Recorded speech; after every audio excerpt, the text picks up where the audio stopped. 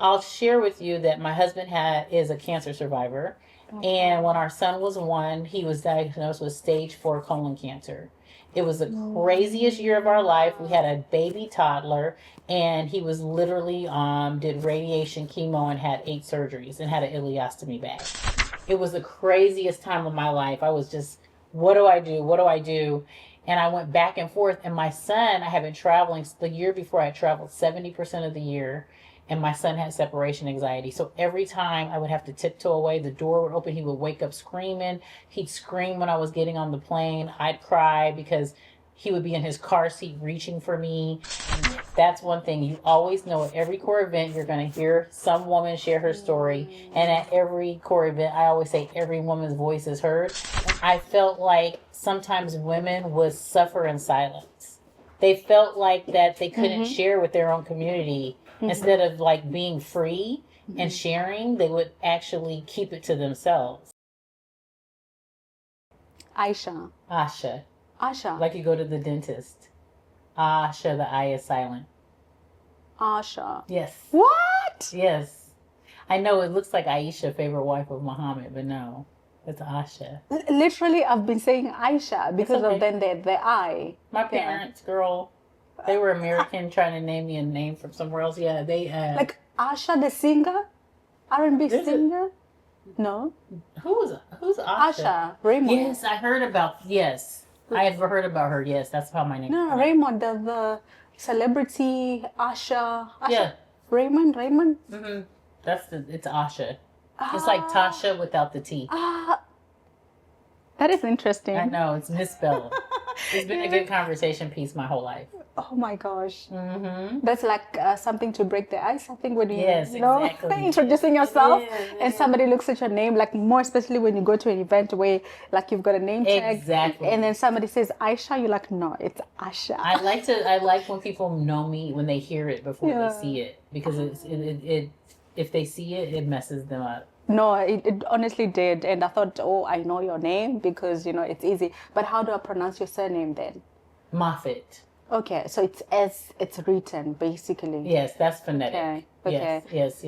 Oh. Asha Moffet. Yeah, you see? Global. I know, I love it. Yeah, so thank you so much for coming. Thank you for having me. I think I'm actually nervous because you also interview people, and also you look, or rather just looking at your LinkedIn profile, very much well established, and I don't want to mess up this interview. So no, please, no, you won't. You look well established as well. Gosh, you're I doing great work. Like baby steps, and I join in some of your live interviews, and the type of questionings, I'm just like, This is great. This is great. Yeah. So that's why I'm quite nervous, because I don't want to mess this up. She won't. Okay. I think, just for my audience who do not know you, who is Asha, not Aisha. Thank you. Yeah. So, my name is Aisha Moffet, and I am a professional, personal, and team coach now in this phase of my life. But I historically did global marketing programs for an IT company for 8 years, and I've worked in the pharmaceutical for pharmaceutical companies for 10 years. So just in the corporate setting in America. And I also have a community, a women's empowerment community called CORE. It's an acronym that stands for Courage, Optimism, Restoration Every Day. And it's become a global community because women have moved away from the countries that, that I've launched it. And what essentially it is just a safe space for women to come together, to empower each other, to share their truth and to share their stories. Because I really am a firm believer that stories are a universal language. Everyone, whether you meet them and whether you hear it or not, has a story. Every single individual that you pass every single day has a story, and we can never know it until we take a moment to truly not just listen but hear Yeah. That's important. Yeah. And so I think that when we share our stories, we empower other people because they see that there's footprints in the stand. They recognize they're not alone. So there's a lot of parallels in our journey. But I also feel like we empower ourselves. True. When you hear yourself sharing your story, sometimes you don't have that audience. All of a sudden you're like, I did that. I made it through that. Yeah. I made it. I learned that. Yeah. You know what I mean? It feels like a reflection as well, you know, when you're sharing. Yeah. And I love, you know, when you talk about sharing stories, because one of like my tagline is it's like create your story, because when you go for an interview, when you hear someone's story, then you get to connect with them. Right. But without a story behind any person, it's not easy to connect. So every single day when you're leaving, what type of storyline are you trying to create for yourself? So right. Yeah. And every day in our lives is a page in our story or a paragraph or something. And we don't look at it like that, but we're actually like living out our story every day. Yeah. And so, as you're talking, I'm looking at your eyes. She's got beautiful eyes. oh, the light is right in them, right? I always forget until someone mentions it that I was born with hazel eyes, but I think that as I've gotten older, they've gotten light brown. But thank you. No, they really look beautiful. Thank you. Yeah, so just looking at, you know, we're going to touch a lot on co-sisters, because when I came across your page, I was quite inspired, and that's why I thought we should sit down and have, you know, a conversation about empowering sisters, because I feel like we still have a long journey to get to a specific level. However, it's better to travel that journey together. So I'm quite happy for the platform that you've created. However, before that, I would like to know who is Aisha behind, you know, the core sisters. I mean, looking at your career history, you started working, sort of like stalked you. Looking at your LinkedIn, like from 2000. Like, is that where your career journey started in terms of like having work experience, or it was before? I got it when I went to college, and I mean, I've been in the same fields. I got all of my degrees, my undergrad and my master's in business and marketing. Okay. So with an emphasis in marketing. And I started out in the healthcare sector, private healthcare sector, working for kind of like a home care agency. Okay. And I did some HR, I did some recruitment for them, and did some, it was a lot of hiring and recruitment mainly that I did. But I also did, you know, some other evaluating of different files and certain medical things as well. And I learned a lot because I actually was training to actually take on an office of my own. Okay. So I would shadow like the nurses and things like that, work with the healthcare providers, have to do some training, different things.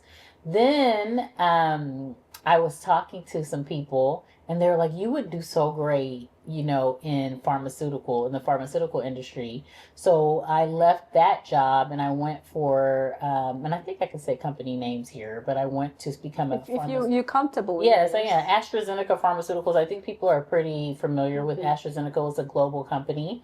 And I started working for them, and I ended up doing pharmaceutical sales with them for 10 years. Okay. And I launched, you know, a cardiovascular drug with them on my first year in the company. So it was I got thrown into the fire, like calling on cardiologists, learning about you, and you had to pass all of the modules, the clinical modules with it, what we would equivalent to an A minus, that, you know, would be equivalent to an A minus. And if you didn't pass it with that, you couldn't continue to work. So you had to understand the science behind your medicine, because you were literally talking to medical doctors. And I'm trying to, you know, when you say you have to understand the science, yet you come from the business background, you know, with your degree. Yes.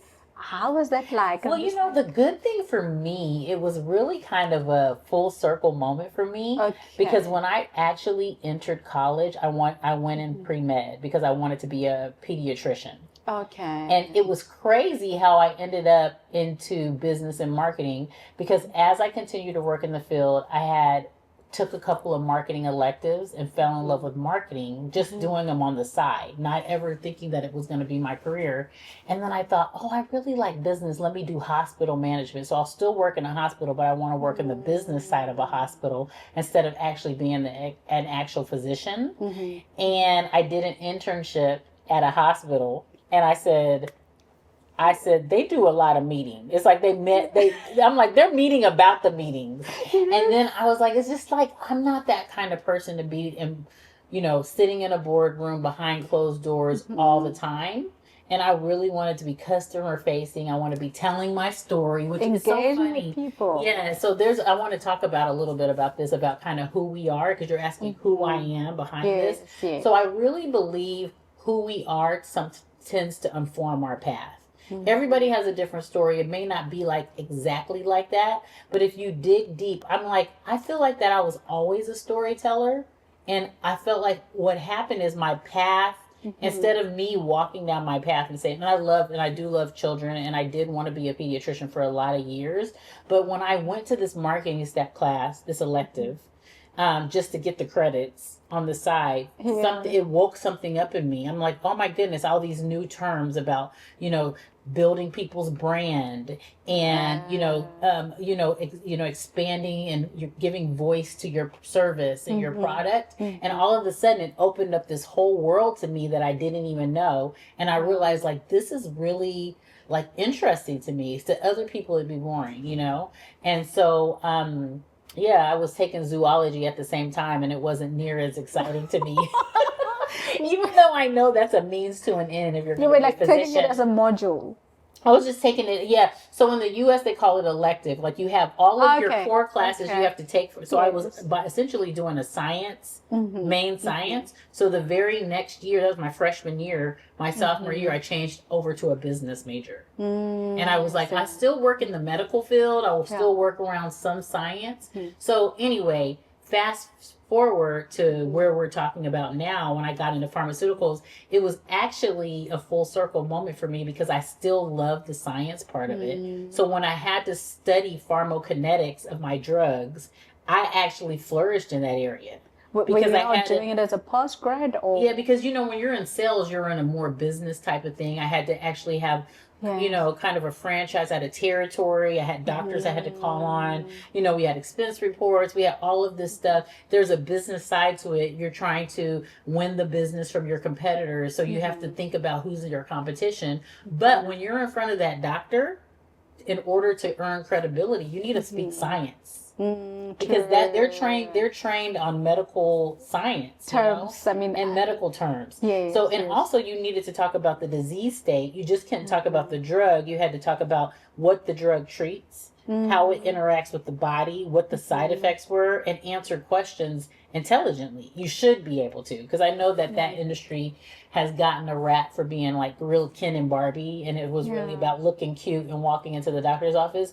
But in the areas that I was calling on, doctors weren't looking for young, cute ladies. They were looking for people who could really help their doctors. I started in more of the South. When I married my husband, we were living in Georgia. And maybe there were some doctors that cared about that, but people really wanted to understand about outcomes, clinical outcomes, how this was going to treat their patients, how it was going to treat the disease state. So for me, it was full circle from those times when I was in college studying to be an actual physician. I was actually still getting to work with the physicians, and that job was really kind of a perfect fit for me. So now I'm trying to understand the business side of it, where you get into medical and you still need to bring in the business. How does it look like? Yes, I understand the interpretation to the doctors, but now taking it to the public. How does it sales, look like? because what you're doing is you're trying to get the doctor to prescribe your medicine over the competitors. Okay. And if it's two different medicines, I'm trying to think of something that may be standard. So all of the medicines I think are standard across. But let's say there's so much going on these days with Ozempic. Yes. You're hearing that. I don't, I'm not real familiar with the drugs. I don't know. I can't talk the science to you, but I don't know what their competitor is. I read Wegovy. right? Okay. There's a competitor I think called Wegovy. And so anyway, so you have these two companies probably that have these similar medicines, and they work similarly, but they may have different side Side effects. effects, They yeah. might have different ways in America. They're, you know, how they're covered, who pays for them Like is really important. the insurance. Insurance companies. So you going in and you're really trying to get the doctor to recognize that even if it's just one thing, maybe how it's metabolized Yeah, or yeah, yeah. how fast it's metabolized in the body or whatever it could be. That, you know, drug A, if you're carrying drug A, you are trying to convince your providers to prescribe drug A over drug B. And then when those scripts hit the pharmacy, there's reports that are pulled, and that is how it is. I see it now. That's the business. You know, when That's you the get to the business. pharmacy, they tell you Exactly. that okay, the doctor has prescribed Ozempic. However, there is this one that Yes. has like better effects. Exactly. So I So, you know, see. so that's the business side of Yeah. it. And then the numbers hit, and they say in your area, for your physicians, they're doing 65% more of this or that. And so the pharmaceutical, so it is, and there are true benefits of it, but it does, there is a sales component, and there's definitely a business component of it. And you have to be strategic about what doctors you want, what do you know, what their patient base is. Even like, you know, if you're in really diverse, like more urban cities, sometimes there's medicines that react better in certain populations than others. Really, like I remember the drug I had actually metabolized faster in Asians than it did in others. And so you know, you would go to places and like say, you know, this one doesn't interact with this. There's not drug interactions, or if you have this demographic, that kind of thing. Oh my gosh, that's too detailed. It is. There's a lot of depth to it. Detailed, It was actually a great time. I learned a lot, and I kind of grew up from a professional standpoint in that industry. That was the first 10 years of my career. Okay, and you know, with every journey that we get into, like mostly career journey, somehow our upbringing has an influence. And I'm looking at how not only our upbringing, but also our career journey in the beginning has like an influence. You now doing coaching, I would also like to find out how that has had an influence, like from your upbringing. Did it have like any influence somehow? And maybe just to break it down, I would look at myself, you know, getting into career strategist, or rather just having a title career strategist. It was more influenced by looking at how I struggled in the beginning of my career, and then I did not want, you know, like the professionals that were coming behind me to have the same struggles, sort of like create like a smoother path for them, so that, you know, they find it easy to navigate their career in corporate or just in business. Yeah. So what really inspired you to start, you know, Core Sisters, but more looking into how your childhood was, or your professional journey from the beginning? That's a great question, and thank you for asking that. So for me, I was raised by a beautiful, beautiful, strong mother, right? And you know, she actually gave me her all. And I cannot really tell any story about my life without really just paying mad respect to her. Just to use a little bit of slang, you know, and because I love my mom. She's an amazing, strong woman, and she has literally just gifted me with so many of the qualities that I have and that I give to the world. And so I'm super grateful. She's definitely the wind beneath my wings.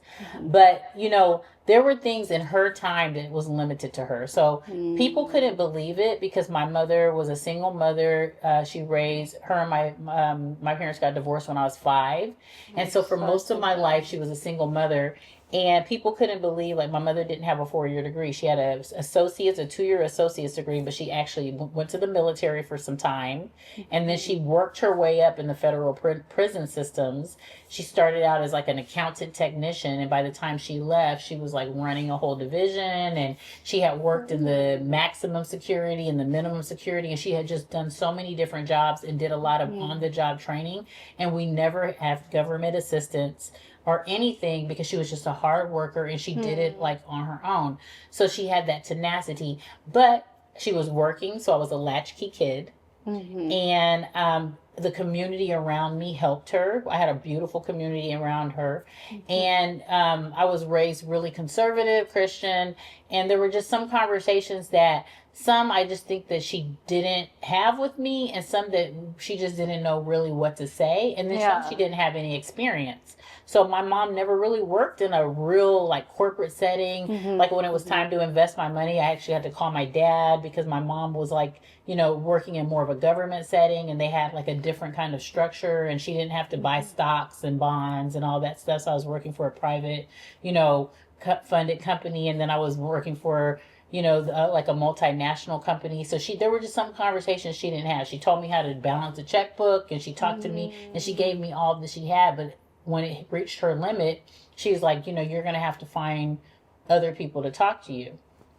Also, you know, my mother got divorced when I was 5. And so when I started getting older and I started like, you know, dating and then decided to get married, you know, there were some things she could give me, but she hadn't been married for a long time. So I just look at like all of these layers of who I am as a woman. And I took as a lot of wonderful things for her. But then along the way, there were other women that shared their stories with me that helped me. And so my step, you know, it was part of my village and my community. And then there were some gaps. There were some places where I felt like that I had this silence where I didn't have anyone to share with me how to make it through these situations. She didn't have the story. She didn't have the tools. And then I was like looking for women that were in the same shoes as me, that had the same similar background or could tell me how to navigate these kind of things. And I just was like, I don't want to create spaces where women don't have to wonder about this anymore. Yes. Also, I was in spaces and in situations where I felt like sometimes women would suffer in silence. They felt like that they couldn't share with their own community. Instead of like being free and sharing, they would actually keep it to themselves. They feel like we'll get judged. Right. Yeah, like the story that, you know, the experience that we're having, we feel like probably we're the only ones that are experiencing those things. Right. And now it feels like, you know, I can't share because I'll get judged and I'll be looked at as weak as well. It's so true. There were probably women around me that had, you know, were newlyweds and didn't know how to navigate that. There were women around me that were having fertility issues. I found out years later. And these are things that are considered taboo. You know, it came out that certain people were adopted and no one wanted to share that story. Yeah. And for whatever reason, we put all these stigmas on people's stories instead of celebrating their triumphs of how they made it through. And I wanted to break those stigmas. Also, I didn't want people to suffer in silence. Or there maybe have been a disparity of people. So if I had a girlfriend that was talking to me and saying, oh my goodness, you know, like I'm having like financial problems. And I wasn't particularly having financial problems, but this girlfriend was on this coast and my girlfriend on the other coast was saying, I have financial problems. I would ask them, I have somebody else that has been through this. Can I connect you? And I started connecting people in their stories. Or if somebody was like, yeah, you know, I'm moving abroad and I don't know how to do this and I'm having to leave my job and move abroad. And I'm like, well, I have another friend who's lived abroad. Can I connect you? And I started doing this and just exchanging people's phone numbers, asking for consent, and knowing that I was a lot of women's confidant. Building those bridges so that they could share their stories because it wasn't my story to share. Yeah. And I like that. Yeah. You know what I mean? Yeah. And so that's where kind of core and also coaching was birthed. Okay. But this is before you came to China. It was all of this was before I came to China. Okay. And I had multiple people look at me and were like, you should be a coach. Because I was a lot of women's confident. Yeah. I had a lot of friendships. I was the kind of person in every corporate team to sign up to be the mentor, to sign up to be in the women's employee network group, to wrap my arms around the younger women. Yeah. This is who I am. I mean, you seem very confident. I mean, I bet you, today is my first time, like, literally meeting you. But the moment we met, it's like we've known each other for... I love it. I know. You've got, like, so much presence. So it's like, you know, like, when you meet someone for the first time, you always don't know what to say. But the way you were so warm and welcoming, I was like, okay, this is actually great. But yeah, Well, thank you. What you're saying, that really, that's like you. I mean, it is. And you want to know what something, Kadani? I thought for a long time, I shared this with a lot of women. I say, I feel like sometimes I don't have no parts of me that are secret anymore, but I share this with a lot of women.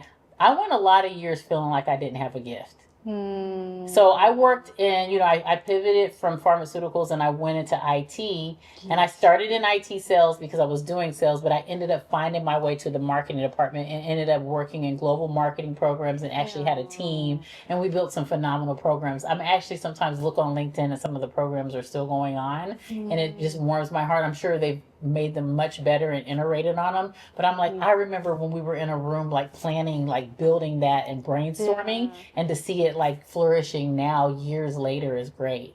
But I never felt like I had like a gift. Like I knew I was good at the work that I did and I was a hard worker, but I always said my husband had a trajectory. I met him, he was like, I'm going to be the VP of student affairs at a college. And now he's been doing student affairs for years. He's been the VP, the chief student affairs officer, all those fun things.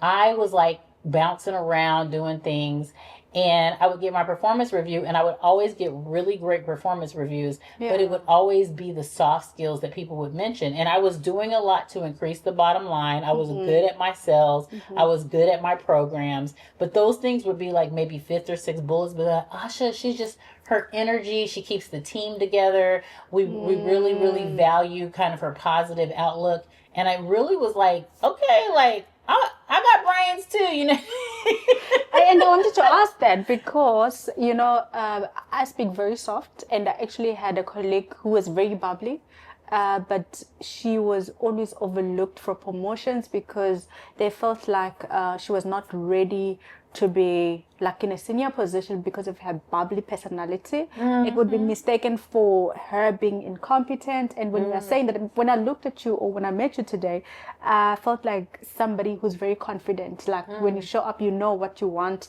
and therefore the promotions would come easily, lining up. They did. No, I wasn't. It wasn't that they said I was incompetent. It was just that I felt like I wanted the first thing them to do is to talk about like the hardcore things and how much money I made the company, and how I actually have the numbers. I ran the reports and provided it for them, and how impactful my programs were, and and how much reach they had, and what we were doing to really and I made sure that those numbers were always presented and everything. But when we got in there, they were just like the things that people would really focus on felt like more of the soft skills. And maybe, I don't know if I was ever really overlooked. There could have been people who, I don't know if they've ever thought I was incompetent, but they might have thought that I wasn't serious enough.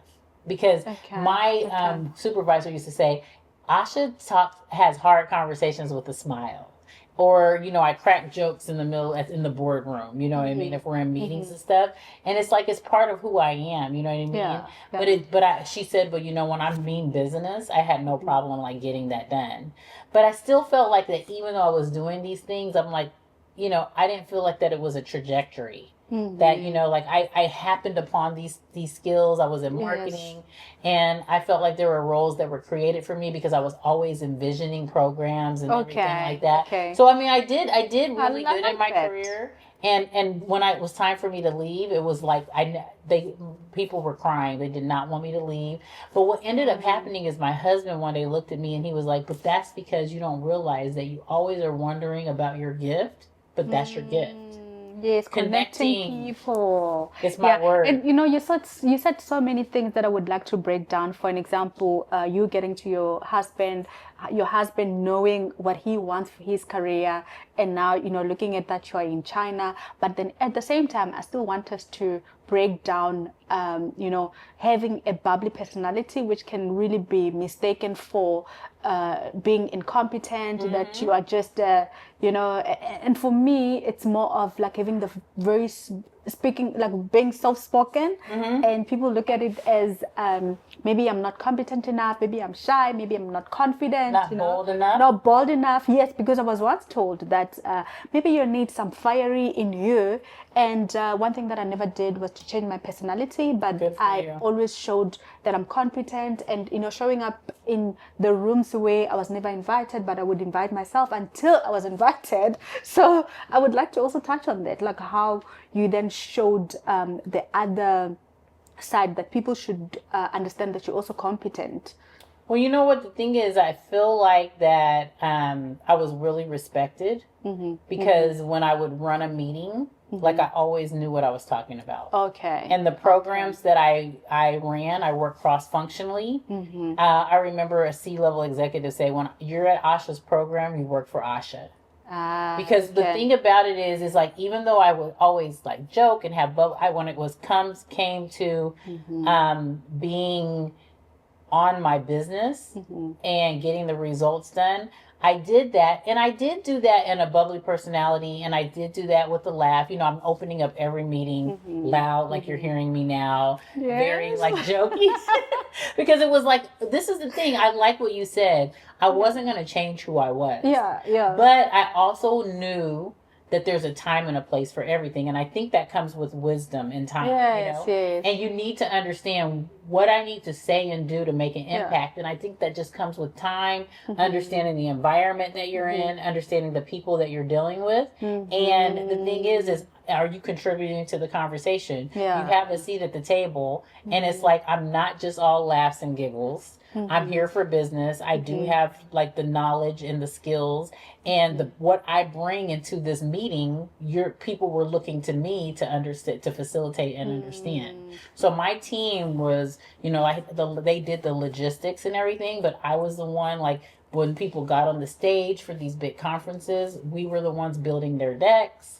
We were working with them, and we were the ones that were making the event roll. We were the ones tying the pieces together from all part of the company to say, all of you are going to come together, and this is how it's going to be cohesive. And it was always my, it was always my deck that I was rolling through that was showing people how all of this information was coming together to make it very smooth. I was talking about the customer type, because I'm the marketer, right? So I'm talking about the customer type, who we're reaching, who's going to be in the room, what they need to hear, what they were going to inform, what you needed to say to inform them. How do you bring value to this space? How do you bring value to this time? So that was my job, to bring all that together. So as you're talking, I'm picking up like a pattern in terms of, your role in the company. You understood the business language. You understood what people wanted to hear that would bring profit into the business. And that's what really made you, to be noticed, of the skills that you have,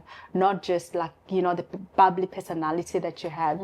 And at the same time, there is like a personality test. I don't know if I'm sure you know personality test. Oh my goodness. And you want to know what my top one is? Oh, I don't know red, yellow. I've heard of that, and people have told me that you may know too, because based on just knowing me. Yeah. But I've done the strengths assessment. I don't know if people even are doing that. Okay, now. Which one is that? It's Now Discover Your Strengths. It's they call it a strength assessment, and you have, like, they usually give you your top 10 strengths, and you have to pay for the other 36. And they always say none of them are weaknesses, but they're just the way your strengths are. So I have woo.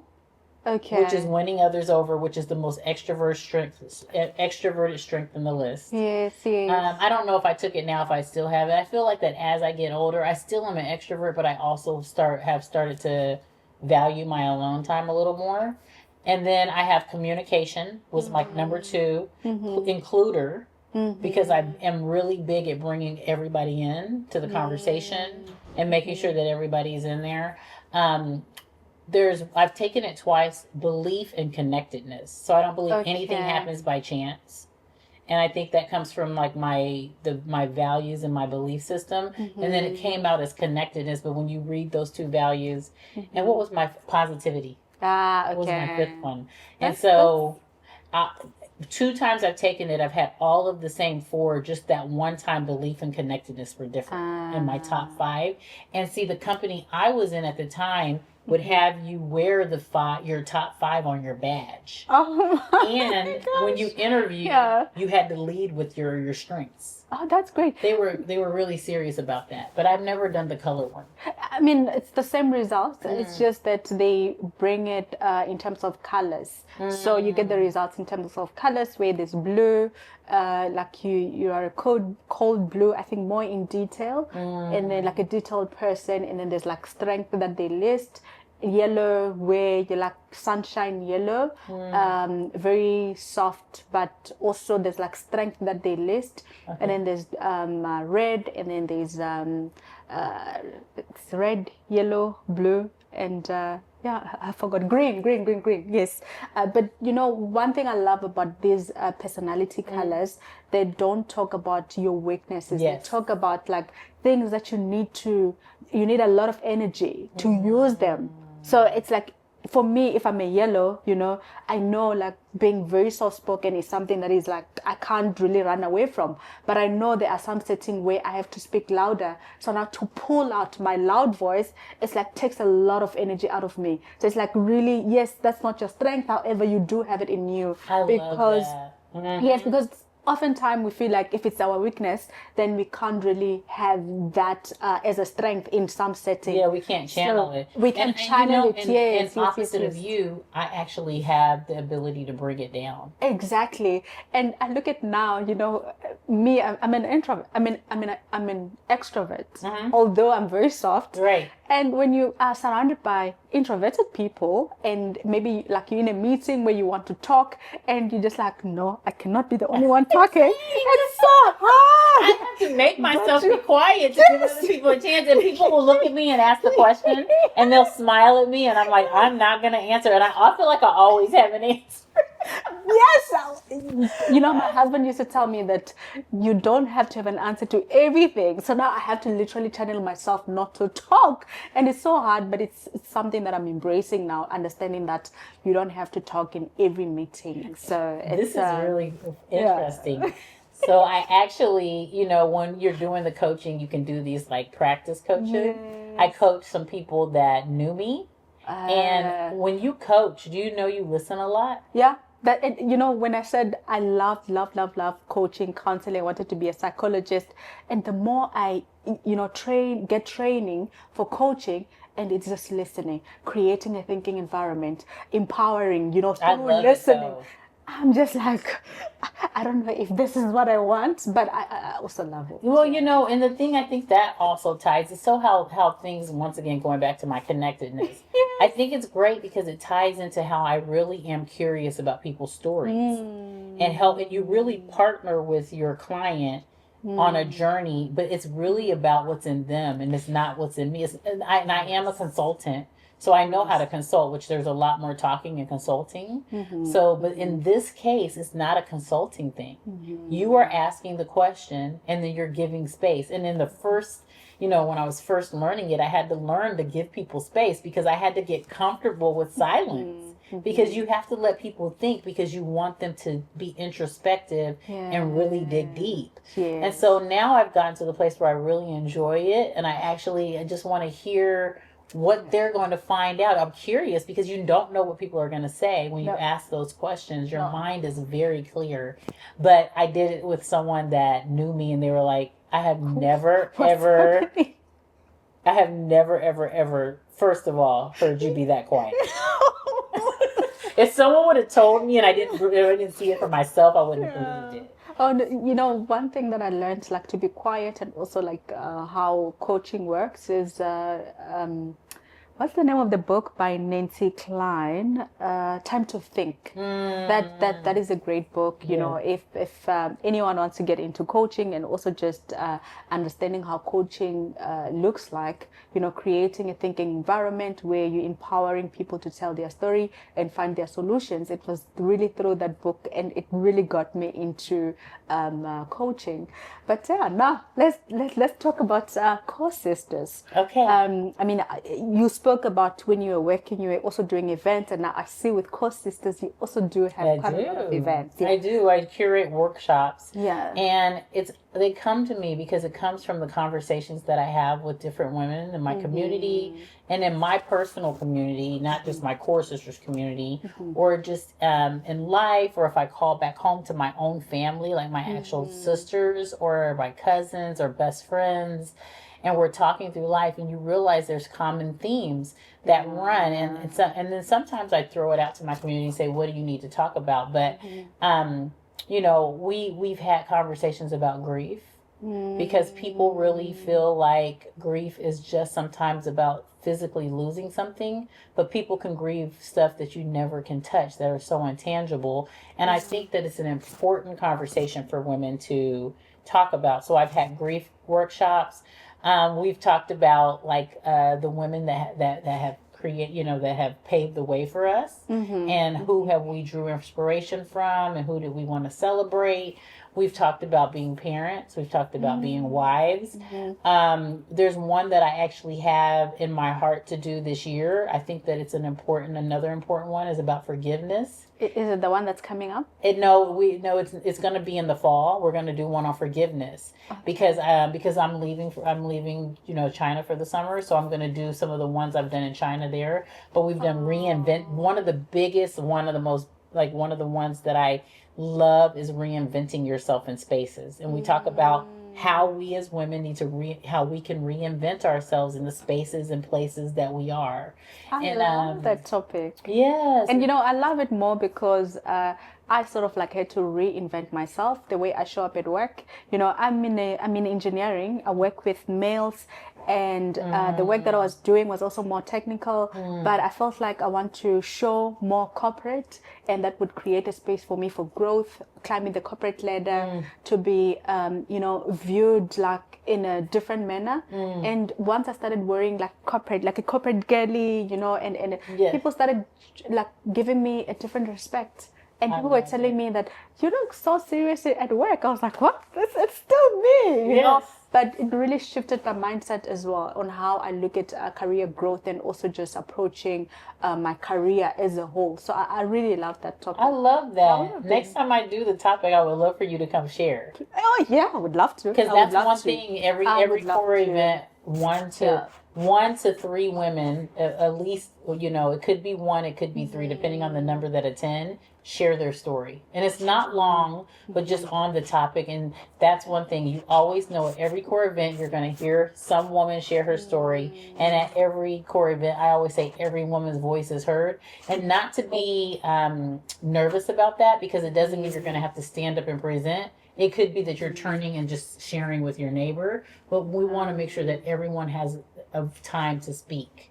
That's and great. Even if it is quietly or loudly, I want every woman to feel like that a part of her story is shared, even if it's to just her neighbor. Wow. So that is one of the parts of the event. And I call them connections, because that is a powerful word. And I do believe that's part of who I am as, the founder. But I do also believe that is what it lens, is that when women come there's a connection they leave with, whether it's a connection to others, whether it's a connection to the content, or whether it's a connection to ourselves, because we can be disconnected from ourselves. Yeah. So I think that's important. That is so true. And as you're talking, I'm just thinking back of what my mother-in-law once said. It was we went to an event where I was a speaker. And like the event was, like a lot of, it was an empowerment event. It was like females. And she was like, I really love what you guys are doing, that you sitting together, empowering each other.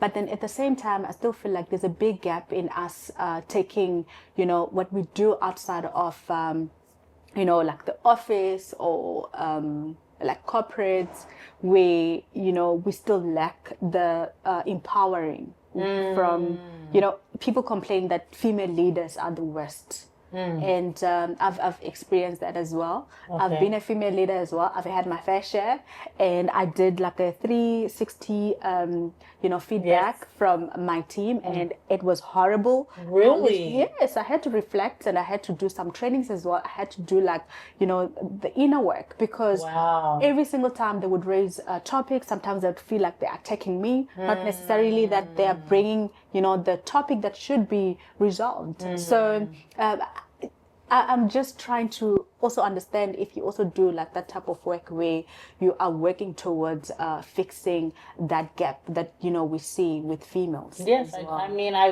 so I haven't done any specific workshops on that, even though with our professional health workshop, we've talked about all of the different areas that women have. That particular one hasn't come up, but I have coached to that. So that's a coaching Okay. topic that I've worked with a lot of really strong female leaders. But do you know where it comes from? Yeah, I think that it comes from people feeling like that they have to prove themselves because, Okay. Yeah. it comes from people, we working in male dominated industry, like you said. And all of a sudden you feel like I've gotten this position, I have something to prove. And I feel like that leaders end up falling into that, men and women. But I think that we fall into it it looks different for us. And what happens is we forget that the gifts that we're given and who we are, we push aside our authenticity and try to put on this kind of armor to prove to ourselves that we can do it. I need respect, and you don't come, and also, sometimes I think that, and I feel like women of color, sometimes I feel like it's even different because I feel like that we even more so because of, just our experiences and how our different identities intersect, and then all of a sudden we're in this space and we're like have to feel like we have something to prove even more. Yeah. And so I understand that. And recently I've been talking to to a group of people about just belonging and how we as human beings need belonging in certain aspects. And we're also teaching our kids about belonging and we're living this environment where there's like that word is kind of becoming a buzzword, but what does it really mean to you? And there was this kind of discussion that shifted to inner belonging. Once again, when you're talking about you being soft spoken, me being outgoing, how we're perceived, and everything like that. So here you go. I was in a leadership role as well. I've been in a leadership role as well. And I wanted to be taken seriously. You want to be taken seriously. You want to be respected. I want to be respected. But what happens is when you really belong to yourself, and this takes time and age and experience, then you actually, I think the inner belonging is stronger than confidence. It means you can go in a room, even if you know you're not respected, even if you know you're not seen, you take what you know and you display what you know, and you don't take on this other stuff that people are projecting. Yeah. But it doesn't come naturally. Yes, and sometimes I feel like people are not projecting anything. We're just, self-inflicting that people could be looking at me like maybe I don't know my work. I don't know what I'm talking about. Yeah, well, because people have done that before. So you're going off the patterns that you've lived through. Okay. And you're not giving this fresh set of people a chance to really respect you. And it's hard to make to take the slate and make it clean, but that's what we need to do. Oh my gosh. And I would like to also, sorry to cut you. Maybe No, go ahead. No, I wanted to go back to you moving from USA coming to China. You're coming to China because your husband got an opportunity. Yeah. Did you have to quit your job and then you said you started core before? Oh, I started core before, and I'll have to tell you about that. Yes, please walk me through. So I started core. Yeah. I don't want to miss saying this. I actually have a journal from when I was 19 that I wrote a journal entry that I wanted to start a group called Gold Nuggets. And what I wanted to do is have a space where women could share their stories and share about their lives. And we would call it Gold Nuggets because everything they shared would be like gold nuggets for our treasure chest. And like life is a basket is what I wrote, and that they'd put it in. Wow. So core was birthed in my heart and spirit a long time ago. So I always Yeah. felt this need to have this people share their truth to help other people grow. Before I ever knew the word empower or whatever, there was none of that in Yes, the yeah. journal entry. It was just about women sharing and us collecting their wisdom and their experiences as nuggets that Yeah. we could use in life. And I'm looking at it from an angle of you're 19, you write that down. Are you doing it because you feel like maybe you're not being heard? Maybe you've got a story that you need to tell that you don't have the platform where you can share it. I did feel like that at a time in my life, but I also feel like that I cared a lot about community and sisterhood Okay. and women who can tend to be petty coming together for something greater than that and really lifting each other up. Yeah. And creating a space. So I'll share with you that my husband is a cancer survivor. And when our son was 1, he was diagnosed with stage 4 colon cancer. It was the craziest year of our life. We had a baby toddler, and he was literally did radiation, chemo, and had 8 surgeries and had an ileostomy bag. So that's a whole nother podcast. So yeah. But we survived, and I'm happy to say that this year he's been in remission for 10 years. But at that, my son's 11 and a half.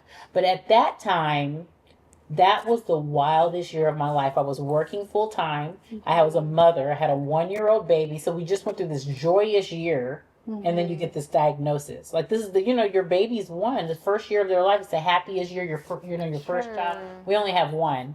And then your husband, who's super athletic, super healthy, he's a basketball player kind of guy. And all of a sudden, he gets not just diagnosed with cancer, but stage 4, which is the highest stage you could be diagnosed with. And you're like, am I about to be a widow?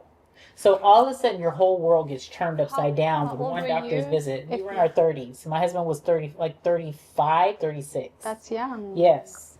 And so the year after, he rang the bell from remission, and we went through the craziest year of our lives with chemo, radiation, surgeries, all this other kind of stuff. And he finally made it through. I started CORE because I recognized that women needed each other, and I had been talking about it, and I had actually indirectly been facilitating it, but it didn't have a name.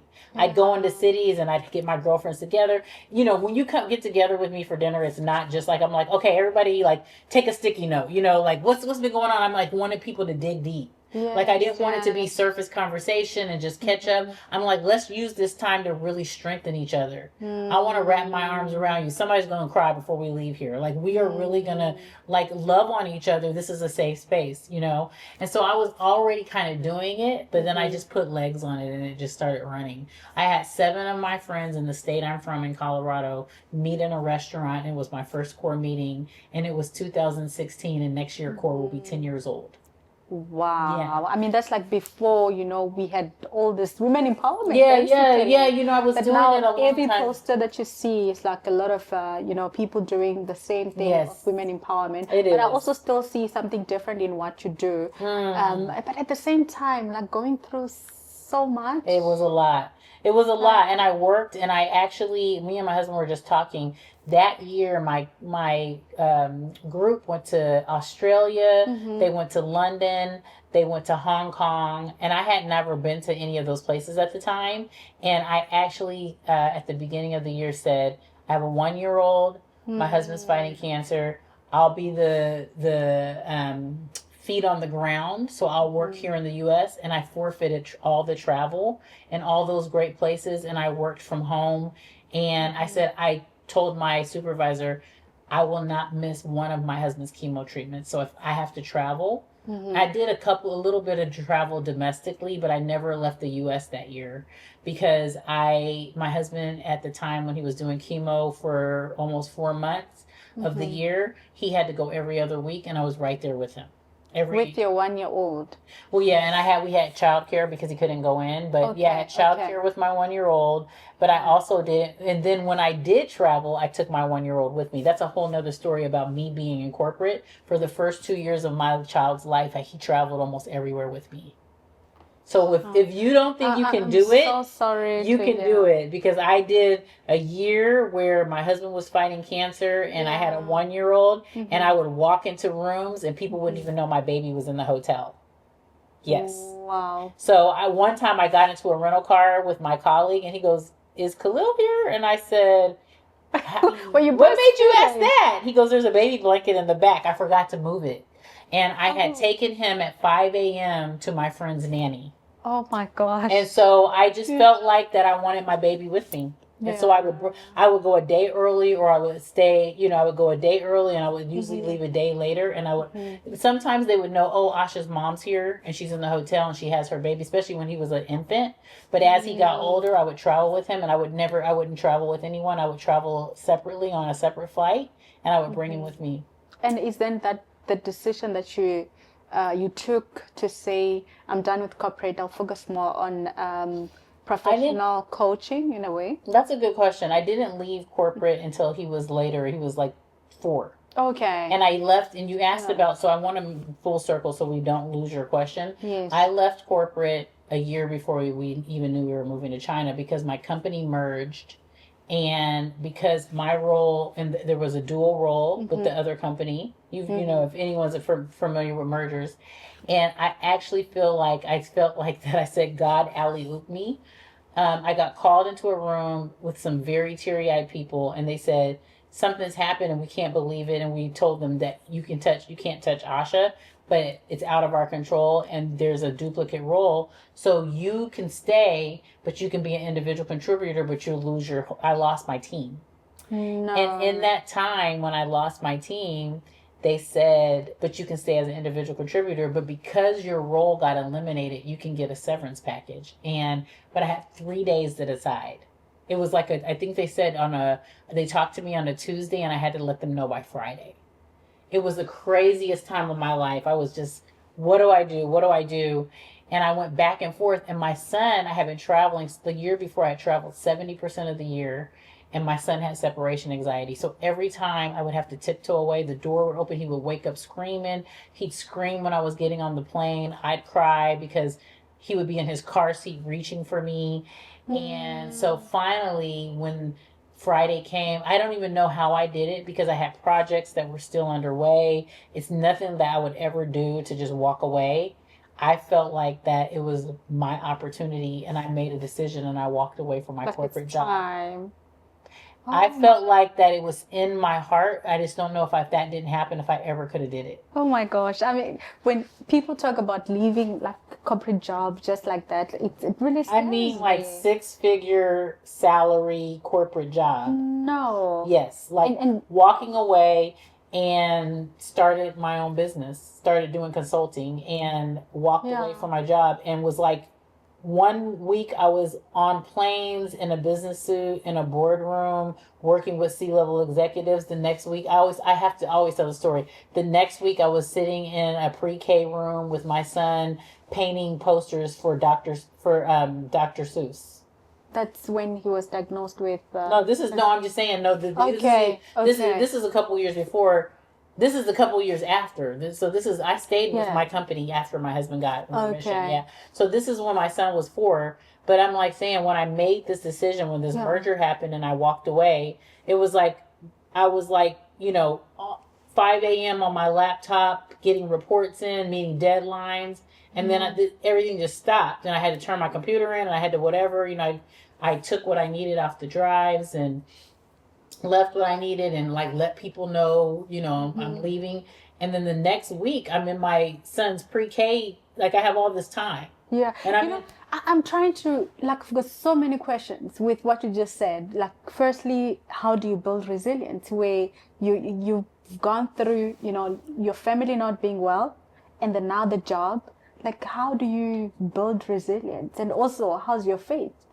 Oh, well, first of all, I'm a strong Christian, and I tapped into God, and I did have to find my faith when my husband was going, because the first month I was like, he's gonna die, and then all of a sudden I was like, I remembered, it's not your choice. Like, you can pray, you have something that's so much bigger than you, and I tapped back into God, but I felt like my faith wavered so much because I was just that news, having someone he went for a colonoscopy, and walk in and say, you have a tumor the size of a golf ball.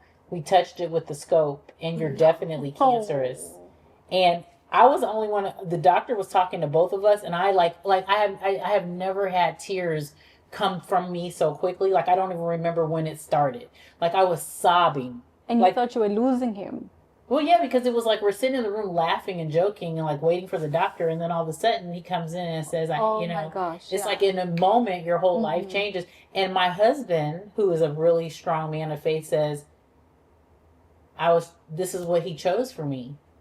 He's like, he literally said, he said that this is what I've been chosen for or whatever. And and it was like she was in shock, but like it was like he was still talking from a place of faith. And I'm like, oh my goodness, he's gonna die.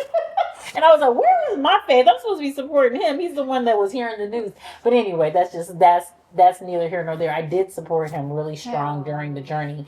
So I don't know where it came from. Maybe it came, that's why I'm saying nothing's by chance. Go back to, I could tell story after story about things in life that I encountered that led me to that moment, that gave me strength for that moment. That moment gave me strength for moments that were to come. Yeah. And everything in life is feeding you and fueling you for what you have. And you're learning and you're building that resilience without even knowing. Yes. I mean, and then getting stuck in China during COVID. I didn't realize that my fertility journey with my son, that my husband having cancer, and then all this stuff with my job and multiple other things that I've gone through in life that I can't name today, just because I can't think of them all in a couple of hours.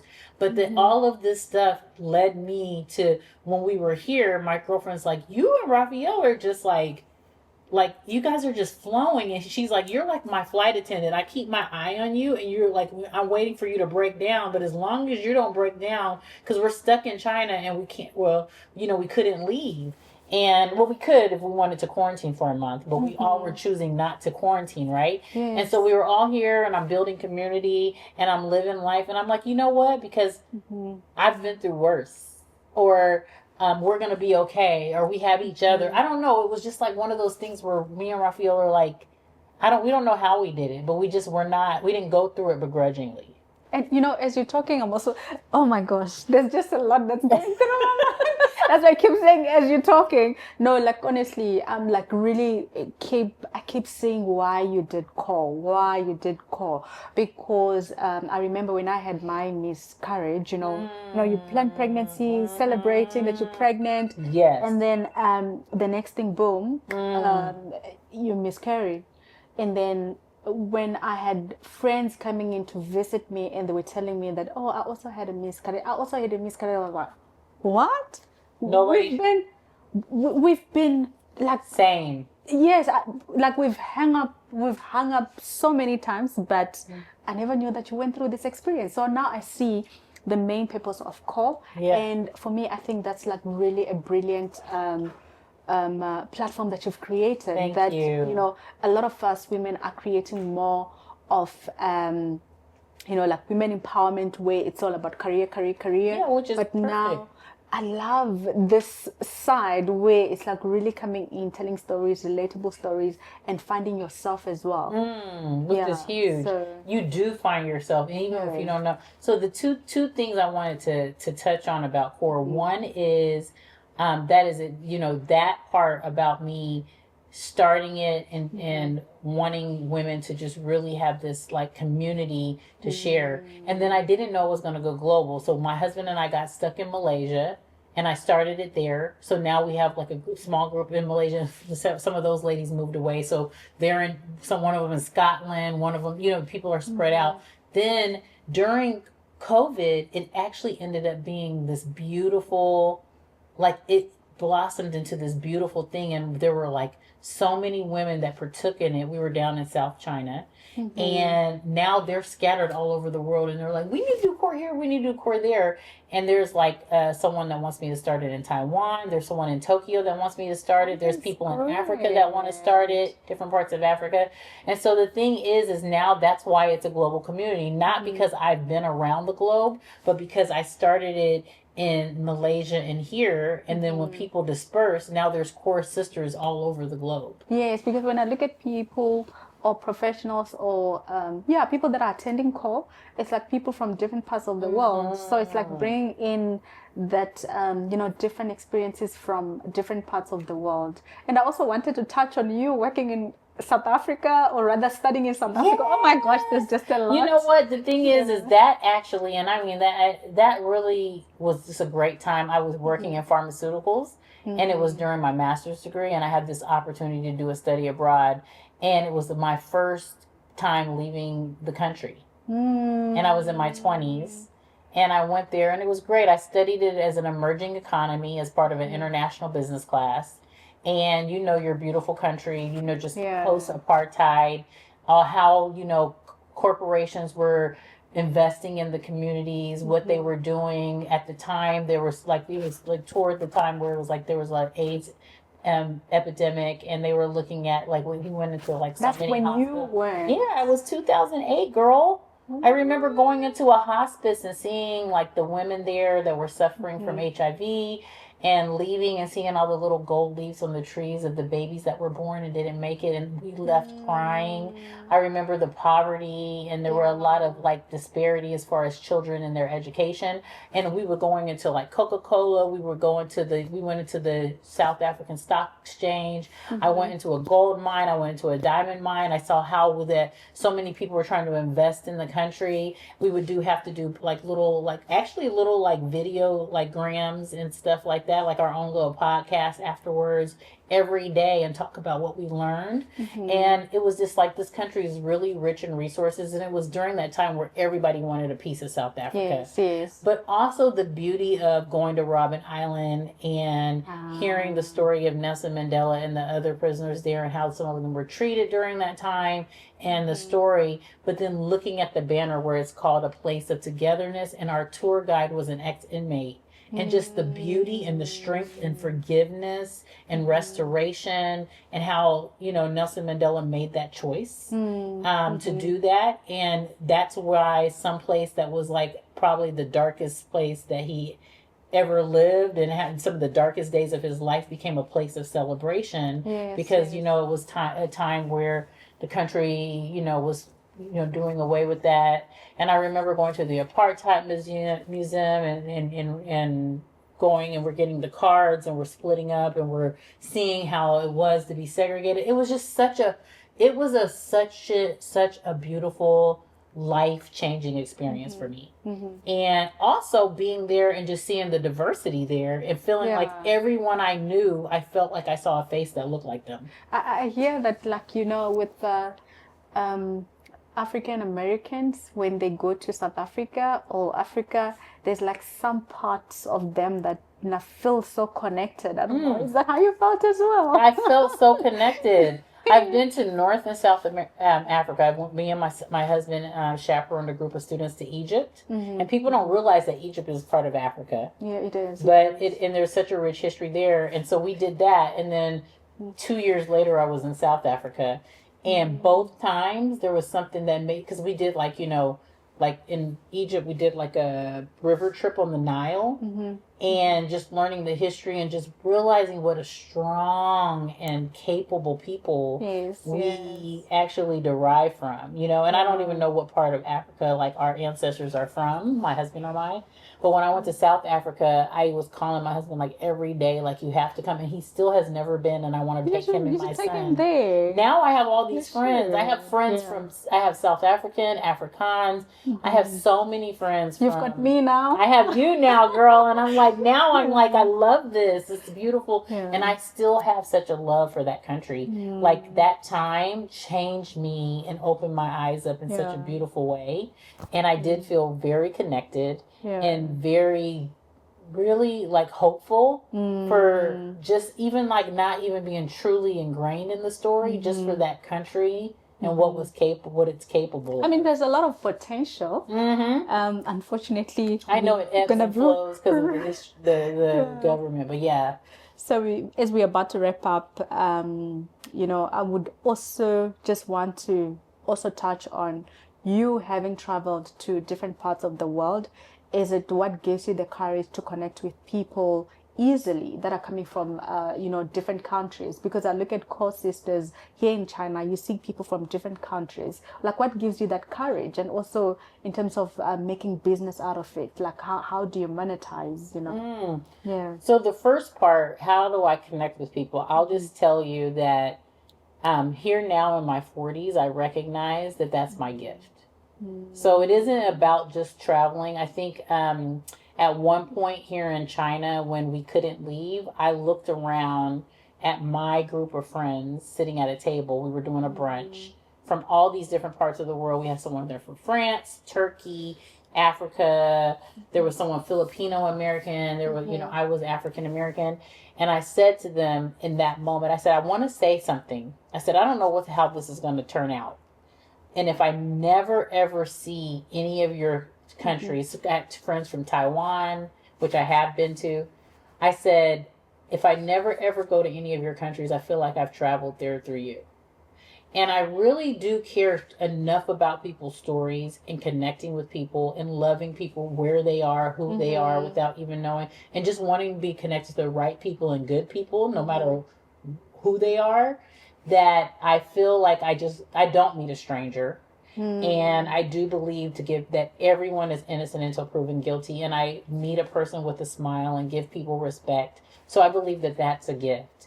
I do believe that we as women, we need to know the time and the place. There's time where core was a passion it was passion for me. I did it alongside my job. So I would travel to cities. I would go a day early or a day late and do a core event. I wasn't trying to make money. I was just trying to build community because I felt like in every part of my life, whether it was my church community, my faith-based community, my corporate community, my neighborhood, whatever I was doing, I felt like there were women that did it, that needed this space because they were talking to me and I realized they didn't have other people to talk to. True. And I would say, if I create a space where they didn't just have me, but other women that cared as much as me, and I always say core isn't for everyone. And I always tell women, if this isn't the space for you, whether it's because you're like, I don't feel comfortable with a room full of women, or I don't feel comfortable sharing, or this is too like touchy-feely for me, or I don't know if I'm ready to share my story, I'm like, never come, because you don't ever need to feel obligated to come, even if you're my friend. I only want people there that truly want to be there. And I do believe that, in time, I have seen where, whether it's coaching or whatever, like I've coached people who have been part of core or opportunities have spun out of it. That has been a way that I've monetized my gifts. But currently core is still ran somewhat similar to a nonprofit. And I hope one day to have a global conference and it to be so much bigger. And maybe one day I'll make money, but if I don't, it's my heartbeat. And it's it's a space that it's my gift to other women. It's my gift to myself because I get as much from it and learn from it as a woman. And I just want that place to always be available for people. But I do encourage women that when they do reinvent themselves and they come into spaces, not to be afraid to monetize their gifts, not be afraid to understand their worth, to ask for what they deserve, to get their portion, to negotiate, to go back to them, to start high. You know what I mean? I look at it as a platform where you can definitely monetize quite a lot because the demand is quite high, for people just to be listened to and to find themselves as well. And with the platform that you created, I see just that a lot of people can really see the value that you can create in them. And that's why when I saw it from a distance, I thought, I love this platform, and I see myself being part of it as well. Yes, so, I can't wait. I definitely want you to share. You've said several things, and I'm like, oh, people need to hear that. I definitely would like to wish you the best for the future. Thank you. And I think in closing, you moved to China now. Do you plan to go back to corporate world? How does the future look like? Thanks for asking that. For you. The thing is that I don't right now have plans to go back to corporate. What I have plans to do is actually the end of this year, I'll be launching Illuminate Coaching Services. Okay. And because we're going to illuminate the path to our brighter future and and to whatever is for us in our journey. And I'm going to continue coaching, and I'm going to continue consulting, and I do career consulting too, not just coaching. Yeah. Because sometimes people are like, what do I do? And I'm like, let's let's come up with a plan. Let's look at your resume. Like I do true consulting where I'm actually speaking. And I also do facilitation. I do public speaking, motivational speaking, and yeah, and I do customized workshops for leaders and teams and women. Yeah, So, I mean, looking at your career journey in corporate, it's sort of like adds up to why you're doing all these things that you've added up. And I honestly thought that what inspired it, because you being in HR, you being in sales, yes. you know, I thought maybe you being in leadership, Yeah. it sort of like motivated you to become, you know, to have co-sisters, but now getting to understand the core role or the core purpose of it. It's actually not what I thought it was. Yeah, but I'm so quite see? happy that you know, it's such a great platform. Yeah, It's not the reason I called it core, but if you are, you're an exercise girl, so I think Yeah. I think you'll appreciate that. We can end with this. Yes. You know, if you know about working your core, there's leg day, there's arm day, there's, you know, hip day, whatever. Yes. But they tell you every day you can work your core. Yes, every single day. Every day. And the E in core is every day. The acronym is courage, optimism, restoration, every day. Every day. And it's because we need those things. We need courage. We need optimism, and we need restoration every day. So you may have to work on this part of your life on one, you know, our lives ebb and flow. You have to work on this. Sometimes this takes a lot, this takes a lot. But those are things that we can use every single day. And that's the core of who we are. And one day that just came to me. That's not what inspired me to call it core, but that is what I believe we need to do as women, is work on these things every single day, because they help us in every area of our lives. That is beautiful. Like really beautiful. And I'm just thinking, like in terms of working out, I learned recently that you actually work out your core every single day. Yes. Because my gym partner would say, tighten your core. Exactly. That you do, Exactly. you must tighten your core. So yeah, that's It's actually true. a nice story behind it. So thank you so much for coming. Thank you for having me. This has would- been fun. It has been a lot of knowledge, a lot of, you know, I think some of the stories got me like, how are you still standing? You know, and you seem very positive. You seem very like you still have more that you want to give to the world. But yet there's so many things that you've gone through that would have you know, discouraged you to continue. But I'm quite happy that God is using you. Thank you. And I see like so many souls being touched and also growing, finding themselves, or you know, building the best, or becoming the best version of themselves. Yes. I'm saying this because I saw on your LinkedIn. Yes. Yes, they're becoming the best version of themselves. And I also believe, just from a place of faith, that, you know, I believe that I believe I serve an author of my story. And I always tell women, your story is still being written. It's not finished yet, right? And so I believe that all of our stories are still being written. I mean, whatever you believe in, for me, I believe in God, and I believe that He's constantly writing my story, and there's more things for me to do, and there's more things for me to give, because I think it happens to me. My husband coined this. My husband said this during his cancer journey. He said, it happens to me, but it doesn't always happen for me. And he believed that he survived it for him to continue to give. And I believe that all of the circumstances, whether it's in the workforce, during our careers, things we overcome, that we are given those experiences, sometimes to fuel us, but a lot of times to fuel others and pave the path for others. Yes. You know what I mean? And you're doing that with this platform that you're doing, because you're sharing other people's experiences, so that people in the corporate setting will know that they're not alone, which is super important. It's so important. That's the whole point, because, you know, when you don't know other people that are going through what you're going through, then it's hard for you to navigate, you know, like anything that you're going through. But if you hear the stories that people have gone through, then they become relatable, and it makes it easier for you to navigate those hardships. So thank you so much. Last words? You know, no, I think that yes, I do have last words. I think just continue to share Your stories is the main thing. I believe that we all have them. And for women, because that is the group that I feel that my purpose calls me to, I feel like that as we rise, lift as you rise. I feel like that a rising tide takes all the ships with them.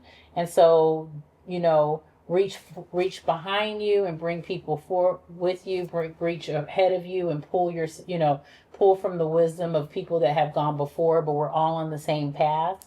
And when we share our stories, we truly inspire and empower other people. Thank you so much. Yes, so thank you. So thank you so much for tuning in. If you are new here, thank you so much for joining. Just make sure that you subscribe, like, comment if you really like this platform, and let me know who else you would like to see in this platform. So thank you so much for joining in. Bye-bye. Be kind and gentle. Bye. Thank you so much. That was amazing. That was fun.